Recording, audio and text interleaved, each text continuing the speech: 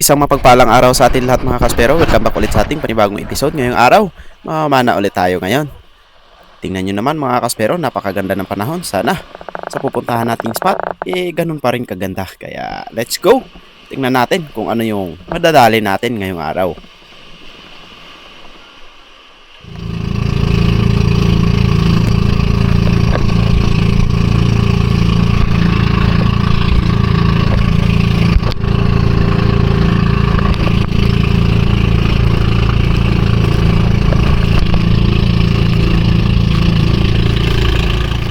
Pagkadating natin dito sa spot mga kaspero, nakita ko itong grupo ng mga double line makarel. At pagtingin ko sa baba, nandun yung mga rainbow runner o kung tawagin dito sa amin, ay tanduingan. Malalaki na yan mga kaspero. Abot na ng 2 kilo mahigit yung isang piraso nito. Ngunit hindi muna ako pumana, gawa ng baka may lumapit na malalaking isda sa atin. Kaya hanggang sa naghintay ako dito at nagsandasting na babaka sakali na merong lumapit na malaking isda at ayun, meron pang skipjack tuna. Yun sana yung papanain ko kaso medyo malayo. Kaya eto, hanggang sa wala tayong napana. Sayang naman pero ayos lang. Baka sa next makakita tayo. At eto, drop ulit tayo. Dito lang tayo sa mababaw. Nasa 13 meters lang ito mga kaspero. At eto, merong lumapit na isang GT at dugso. Siyempre, pinili ko itong dugso kasi yung unang lumapit sa atin na GT medyo maliit lang. Itong mas malaki. Ngunit nung pinana ko, meron palang mas malaking GT sa huli. At sayang. Pero ayos lang dahil nakahuli pa rin tayo kahit papano mga kaspero. At ito yung binamano natin ngayong araw.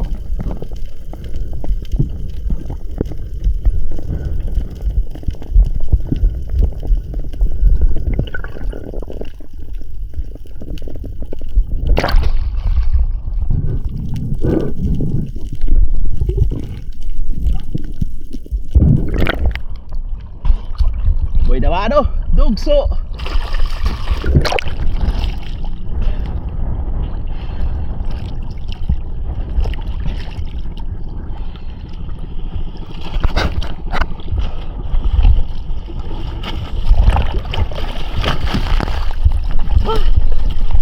Bakit akong tatry?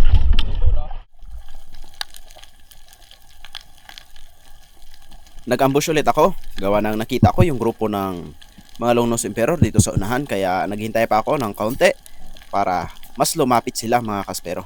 At ayan na nga, nakikita ko na. Kaya pipiliin ko yung mas malaki. Sana makadali tayo. At medyo matagal-tagal nga na paghihintay ito dahil sa maiilap na itong mga Long-Nosed Emperor.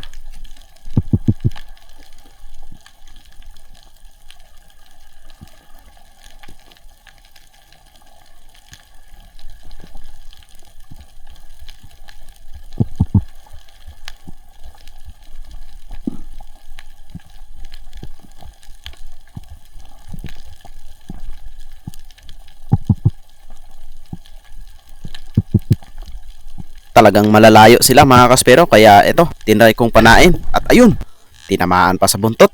Good holding shot mga kaspero. Panalo, nakadali kahit medyo mailap itong mga Long-Nosed Emperor. Kaya dagdag sa ating huli ngayong araw, isang Long-Nosed Emperor na naman.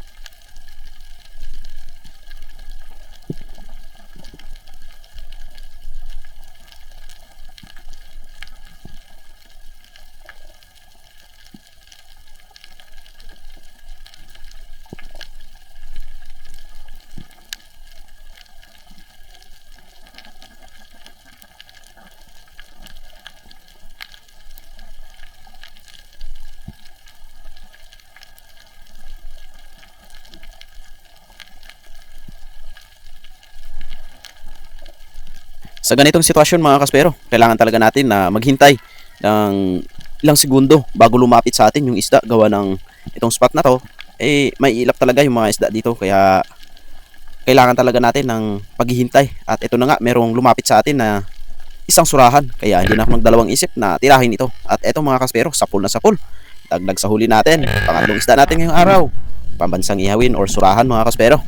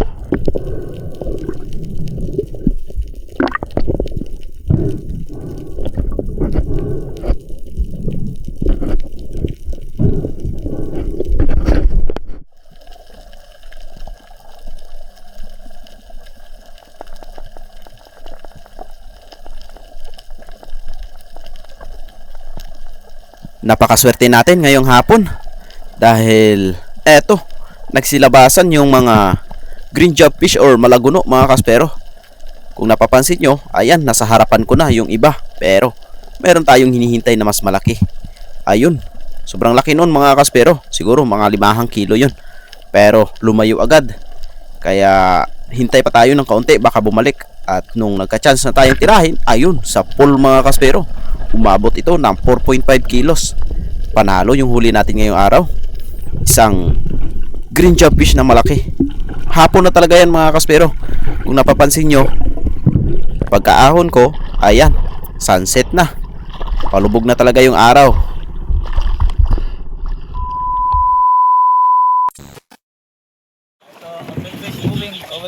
Oh? Yo, what's up? Good morning mga kaspero. Tuesday at 6:44 in the morning. At mag-spear fishing tayo sa Kabalian spot dahil nandun yung mga malalaking isda together with Bro Hector. So, please support The Lost Explorer. yun, The Lost Explorer. She's a good editor. So, please support mga kaspero.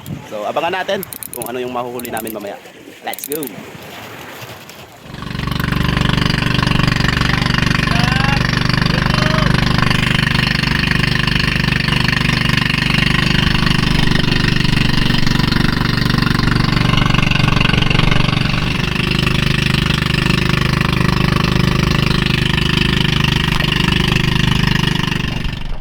Alright, nandito na tayo sa spot mga kaspero. Medyo maalon. Gawa ng malakas yung current. Salubong yung hangin at saka yung current. Kaya lumalaki yung alon. Pero mamaya, pag low tide na, kakalma na yan. Kaya, let's go. Rector, are you ready?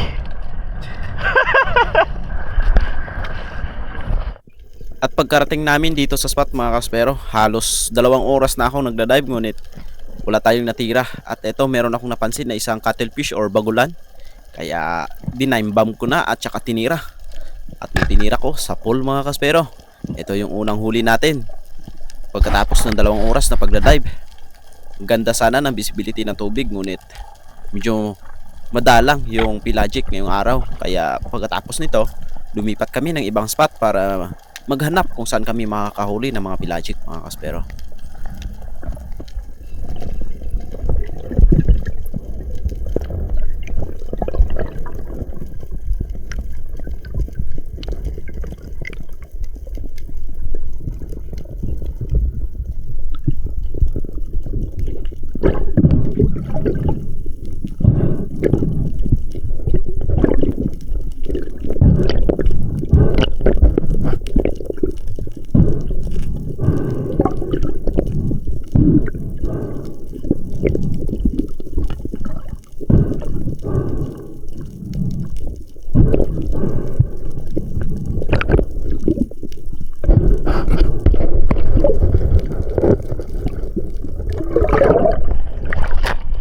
catch mga kaspero.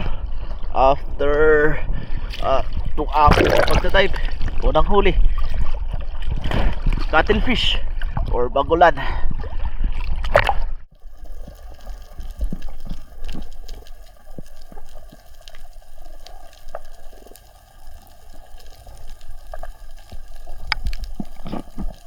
Tamang-tama, pagkalipat namin ng ibang spot, nag-drop agad ako dito dahil itong spot na to, dito ako lagi nakakadali ng mga jet trevally at saka yung king mackerel mga kaspero. At nung nag-ambush ako dito, napansin ko na maraming mga bait, kaya naghintay ako ng kaunti at yun, meron akong napansin na papalapit sa atin mga kaspero. Isang good size na giant trevally, kaya hindi na ako nagdalawang isip na tirahin ito. Medyo may kailapan nga itong giant trevally dahil nung paglapit sa atin, biglang bumalik. Buti na lang nung tinira natin, inabutan pa dahil siguro sa medyo malabo yung tubig dito sa spot, kaya medyo mailap yung isda pag nakakita ng tao. Pero ayos lang dahil natira naman natin at saka good holding shot. Panalo.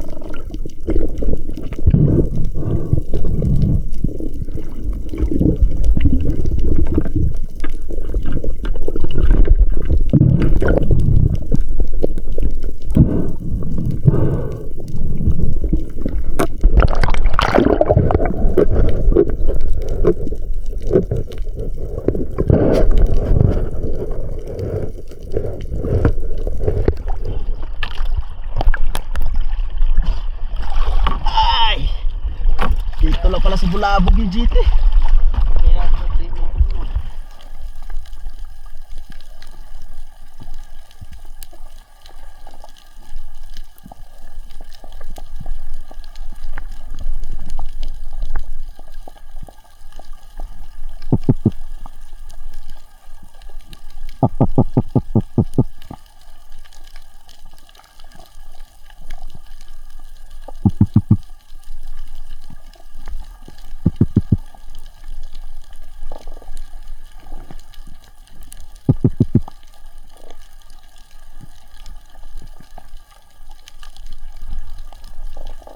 Same spot pa rin tayo mga kaspero kung saan natin yung pana yung giant trevally.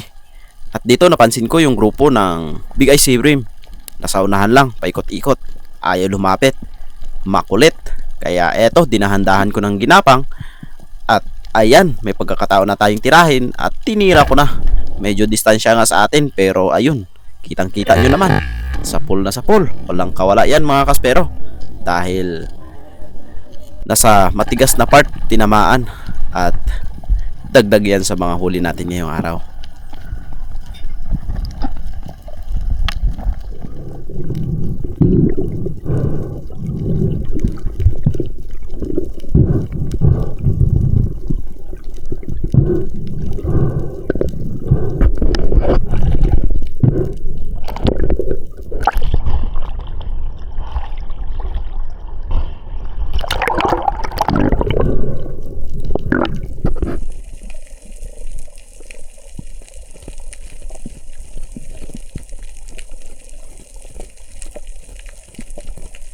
At binalikan ko yung spot kung saan natin napana nung unang araw, yung green job fish. Dahil meron din akong napana na malaking long nose emperor or dugso dito. Kaya binalikan ko. Medyo pahapon na rin ito, halos 5:40 na ng hapon. At ito na nga, tamang-tama, pagka-drop ko dito sa spot, meron akong napansin na dalawang malaking dugso or long nose emperor. Kaya hinintay ko mga kaspero. Tamang-tama, habang naghintay ako, nagdala ng mga kasama mga kaspero. Mas malalaki pa. Kaya hindi na ako nagdalawang isip na tirahin ito dahil sobrang malalaki na talaga itong dugso. Kaya kung napapansin nyo, ayan na, tinira ko na. Sapul na sapul mga kaspero. Kahit medyo distansya sa atin ng konti, tagos pa rin. Ayos talaga yung setup natin ng pana. Panalo mga kaspero. Hindi naman to ganong karaming rubber na nilagay ko. 3 rubber lang. 3 kasalang ito mga kaspero. Pero sulit. Panalo.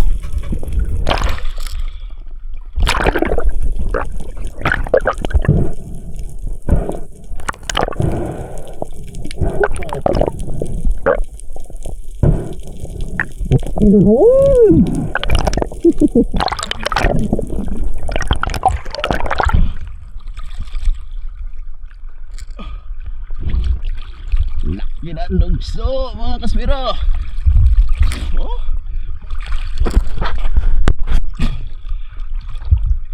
Pagka-secure ng unang dugso, same spot pa rin. Dinrap ko lang yung dugso sa unahan mga kaspero. At eto yung mga kasamahan lumapit pa sa atin.